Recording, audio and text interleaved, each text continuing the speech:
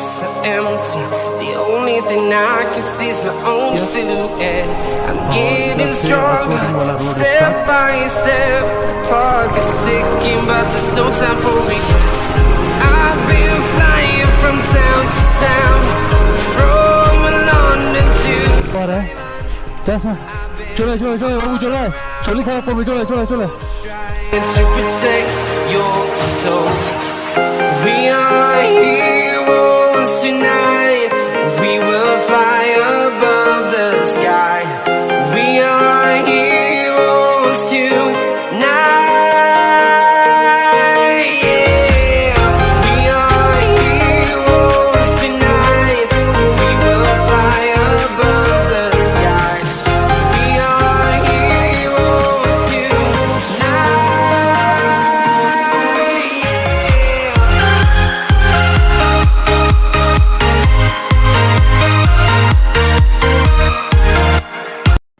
Good evening friends, city ব্লগের এক নতুন এপিসোডে আপনাদের সকলকে জানাই স্বাগত।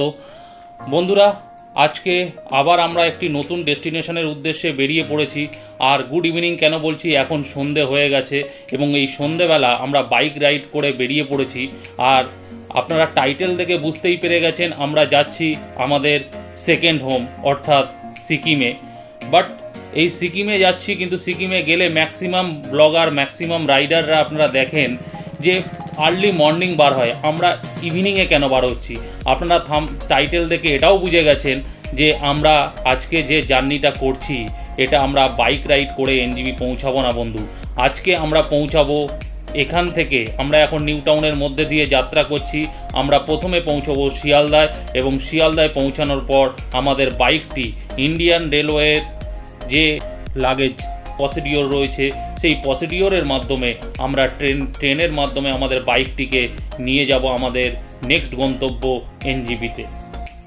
আর বন্ধু, রাইড শুরুর প্রথমেই সিটি ব্লগের সকল দর্শককে জানাই অনেক বেশি করে শুভেচ্ছা, কেননা আপনাদের প্রচুর সাপোর্ট আপনারা করছেন এবং আমাদের যে নেপাল রাইড ছিল, নেপালের যে মাস্তাং রাইড, সেটিতে অনেক ভালোবাসা আপনারা দিয়েছেন।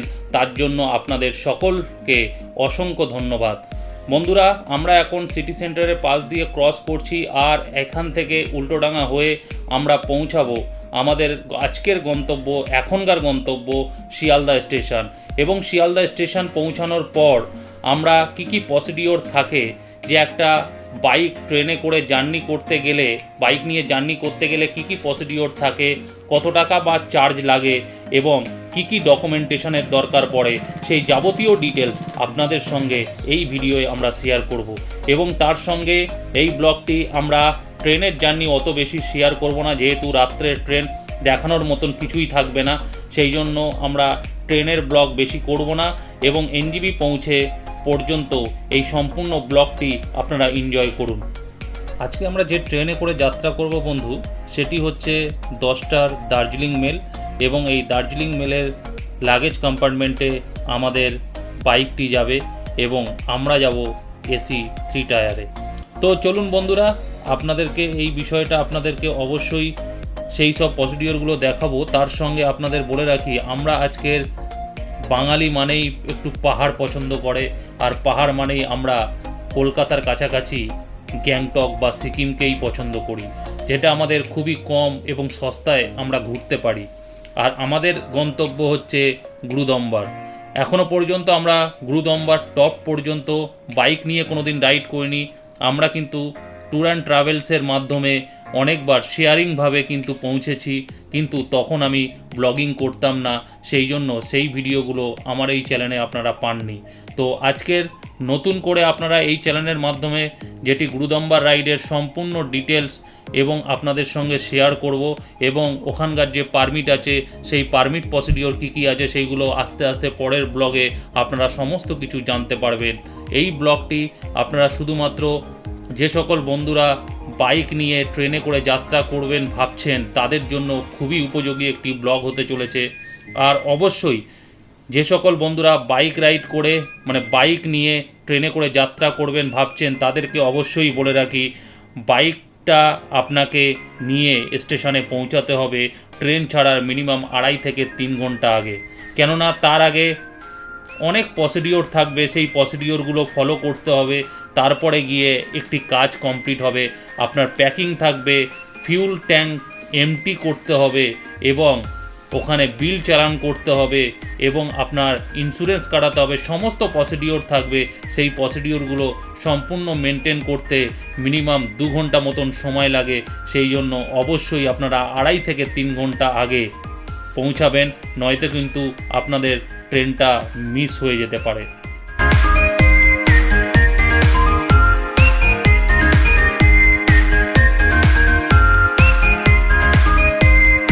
বেশি কথা না বাড়িয়ে বন্ধুরা আমরা শিয়ালদা স্টেশনে পৌঁছে গেলাম। আর শিয়ালদা স্টেশনে আপনারা মেন লাইন এবং সাউথ লাইনের মিডিলে, মানে 13 নম্বর এবং 15 নম্বর স্টেশনের মিডিলে যে জায়গাটি আছে সেটিই কিন্তু লাগেজ কাউন্টার বা সেখানেই লাগেজ অফিস আছে এবং সেখান থেকেই লাগেজ বা পার্সেল যাই করুন সেইগুলো আপনারা করতে পারেন। লাগেজ আর পার্সেল এই দুটো সম্পর্কে আপনাদেরকে বলে রাখি, যদি আপনি যে ট্রেনে যাচ্ছেন সেই ট্রেনে যদি আপনার বাইক বা আপনি যেই জিনিসটি নিয়ে যাচ্ছেন ট্রেনে সেটি যদি নিয়ে যেতে চান সেটিকে বলে লাগেজ। আর যদি আপনি যাচ্ছেন অন্য ট্রেনে বা আপনি ট্রেনে করে যাত্রা করছেন না আর আপনার শুধু বাইকটি যাত্রা করছে তাহলে সেটিকে বলে পার্সেল। এই হচ্ছে বিষয়। আর এখানে স্টেশনে এসে গেছি, আপনি দেখতে পাচ্ছেন সামনেই বুকিং অফিস আর এইদিকে আমাদের গাড়িটি রাখা আছে। আর প্রথমত কাজ হচ্ছে গাড়িটির প্যাকিং করতে হবে। প্যাকিং করার আগে অবশ্যই মাথায় রাখতে হবে আপনার ফিউল ট্যাঙ্ক যেন 0 থাকে। ফিউলের মধ্যে 1 ফোঁটাও যদি তেল থাকে বা অয়েল থাকে, আপনার যদি গাড়ি যদি স্টার্ট হয়ে যায় আপনারা কিন্তু সেই গাড়িটি কিন্তু রিজেক্ট হয়ে যাবে, তাহলে কিন্তু আপনার গাড়ি কিন্তু ট্রেনে উঠবে না। এটি কিন্তু আপনারা মাথায় রাখবেন। আর এখানে আমাদের যে পার্সেল করার জন্য এখানে একটা দাদা আমাদের হেল্প করেছিল, যার কস্ট এখানে আমাদেরকে নিয়েছিল 600 টাকা বলছিল, বাট আমরা ওটা বার্গেনিং করে 500 টাকায় রাজি করেছি। আর এখানে যে যে ডকুমেন্টসগুলো আপনাদের লাগবে এগুলো একটু আপনাদেরকে বলে রাখি। এখানে প্রথমত যে ডকুমেন্টস লাগবে সেটি হচ্ছে আপনার আরসি বুক, সঙ্গে লাগবে আপনার ইন্স্যুরেন্সের পেপার, আর সঙ্গে লাগবে আপনার একটি আইডি প্রুফ বা ড্রাইভিং লাইসেন্স দিলেও চলবে। এই ডকুমেন্টসগুলো লাগবে এবং আপনার গাড়ির যে ইন্স্যুরেন্স বা ভ্যালুয়েশন থাকবে, ইন্স্যুরেন্সের ভ্যালুয়েশন, সেই ভ্যালুয়েশনের 1% হিসাবে চার্জ থাকবে। আমার যেহেতু থান্ডারবার্ড ছিল, থান্ডারবার্ডের 1% মানে কম বেশি 1200 থেকে 1300 টাকা মতন আমার ওখানে চার্জ গেছে। আর কেজি হিসাবে একটি চার্জ থাকে, সেই চার্জটি 300 থেকে 400 টাকা মতন যায়। আর এছাড়া ওদের একটা প্রসেসিং ফিস থাকে। টোটাল মিলিয়ে আমাদের কস্ট পড়েছিল আমার থান্ডারবার্ড কলকাতা থেকে এনজিবি যাওয়ার জন্য 1800 টাকা। তো চলুন বন্ধুরা, আমার বাদবাকি যে কাজগুলো আছে সেইগুলো কমপ্লিট হোক এবং পরবর্তী কি থাকে সেগুলো আপনাদেরকে জানাবো। বন্ধু দেখতে পাচ্ছেন আমার গাড়ির প্যাকিং ডান হয়ে গেছে, প্যাকিং কমপ্লিট। আর এই স্যার এসছেন, ইনি আমার গাড়ির উপরে যে স্টেশন থেকে যেই স্টেশনে যাবে সেই স্টেশনের শর্ট কোড, আমার নাম এবং সঙ্গে মোবাইল নাম্বার এইগুলো এখানে লিখবে এবং লেখার পর এই গাড়িটি নিয়ে ওরা ওখানকার যারা স্টাফ আছে তারা নিয়ে যাবে আমার গাড়ি কম্পার্টমেন্ট যেই ট্রেনে উঠবে এবং যেই লাগেজ যেখান থেকে ওঠে সেই জায়গায় নিয়ে যাবে এবং সেখান থেকে তাদের রেলের যে লেবার আছে তারা আমার এই গাড়িটি কম্পার্টমেন্টের ভেতরে তুলে দেবে এবং তাতে যদি আমার কোনো হেল্প লাগে সেটাও আমি করতে পারি এবং বা আমি ওদেরকে দিয়ে 50 কিংবা 100 টাকা দিলে ওরা কিন্তু খুব সুন্দরভাবে সেটিকে ওপরে তুলে দেবে। তো সেই নিয়ে কোনো চাপ নেই। তো চলুন বন্ধুরা, এর পরবর্তী যেগুলো লোডিং আনলোডিংয়ের বিষয়গুলো থাকবে সেইগুলোও আপনাদের সঙ্গে শেয়ার করব।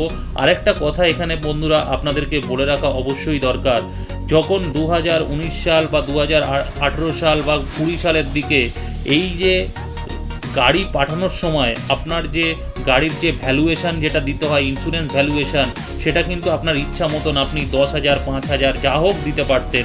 সেই অনুযায়ী আপনার কিন্তু ট্রাভেল কস্টটা অনেকটাই কম পড়ে যেত, কিন্তু এখন সেটা চলে না। এখন আপনার ইন্স্যুরেন্স পেপারের মধ্যে যত টাকার ভ্যালুয়েশন উল্লেখ থাকবে তারই 1% আপনাদেরকে দিতে হবে। তো চলুন বন্ধুরা, লোডিং আনলোডিং প্রসেসের সময় আপনাদেরকে দেখাবো আমাদের গাড়ি যে দার্জিলিং মেলে আমাদের গাড়ি উঠে যাওয়ার পর যে কীভাবে সিল হয় সেটাও আপনাদের সামনে তুলে ধরবো এবং পরবর্তীতে নেক্সট ডে এনজিবিতে গিয়েও সেই বিষয়গুলো আপনাদেরকে কিভাবে আনলোডিং হচ্ছে সেইগুলো আপনাদের সামনে তুলে ধরার চেষ্টা করব। তো চলুন বন্ধুরা, সময় বেশি নষ্ট না করে, ভিডিওটা বেশি না লম্বা করে আমরা স্টেশনে প্ল্যাটফর্মে পৌঁছে আপনাদের সঙ্গে কথা হবে। বন্ধুরা, ট্রেনটি প্ল্যাটফর্মে দিয়ে দিয়েছে, দেখতে পাচ্ছেন এই যে হচ্ছে ট্রেন আর এই যে হচ্ছে আমার গাড়ি। এই যে সম্পূর্ণ লেবার ভাইরা আছে, এরা আমার গাড়িটিকে খুব সুন্দরভাবে ভিতরে তুলবে এবং তোলাও হয়ে গেছে। আর এখন দেখতে পাচ্ছেন এই যে সিল পড়ে গেছে, মানে এটা আর এনজিবির আগে এই লাগেজ রুমটি আর খুলবে না, সম্পূর্ণ এনজিবিতে যাবে এবং তারপরে এটি খুলবে। সেখানকার সমস্ত বিষয়গুলো আপনাদের সামনে আবারও আমি তুলে ধরার চেষ্টা করব। যেহেতু বিষয়টা অনেকটা তাড়াতাড়ি হয়, যদি সেরকম সময় না পাই তো পরবর্তীতে আমি আপনাদের সঙ্গে মোটো ব্লগিং সেটআপে শেয়ার করে দেবো। বন্ধুরা দেখতে পাচ্ছেন আবার আমরা মোটো ব্লগিং সেটআপে চলে এসেছি। আর আমাদের যে দার্জিলিং মেলটি ছিল সেটি 8টায় ঢোকার কথা ছিল, বাট সেটি 1 ঘন্টা লেট করে 9টার সময় ঢুকলো। ঢোকার পর আমরা বেশি সময় বিলম্ব না করে নিজের বাইকটি নিজেই নিয়ে বুকিং অফিসের সামনে চলে আসলাম এবং আসার পর সঙ্গে আপনার শিয়ালদা থেকে দেওয়া যে চালানটি দিয়েছিল সেই চালানটি এবং সঙ্গে একটি আইডি প্রুফ দিলেই বুকিং অফিসার যিনি আছেন উনি আপনার গেট পাস দিয়ে দেবে এবং সেই গেট পাসটি নেওয়ার পর আপনি আপনার গাড়ি আনবক্সিং করতে পারেন। আনবক্সিং করার পর প্রথম কাজ যেটি থাকবে সেটি হচ্ছে আপনার গাড়ির যেহেতু ফিউলটা 0 থাকবে সেই জন্য আপনাকে ফিউলটা ভরাতে হবে। ফিউল ভরানোর পর আমার গাড়ির কিছু অ্যাক্সেসরিজ ছিল যেগুলো আমার খোলা ছিল, যেরকম লুকিং গ্লাস, ফগ লাইট, এগুলো সম্পূর্ণ খোলা ছিল, সেগুলো আমরা নিজেই লাগালাম। লাগানোর জন্য সময় লেগে গেল 1 থেকে 1.5 ঘন্টা মতন। তারপরে আমরা আবার মোটো ব্লগিং সেটআপে আমরা শিলিগুড়ির সেই ইস্টার্ন বাইপাস রোডে আমরা চলে এসেছি। আর এই ব্লগটি আমরা আর বেশি লম্বা না করে এই গ্যাংটকের যে নেক্সট পরবর্তী ব্লগটি থাকবে সেই ব্লগে আমরা শিলিগুড়ি থেকে গ্যাংটক যাওয়ার ফুল জার্নিটি আপনাদের সামনে তুলে ধরবো। ততক্ষণের জন্য tata, bye bye, thank you.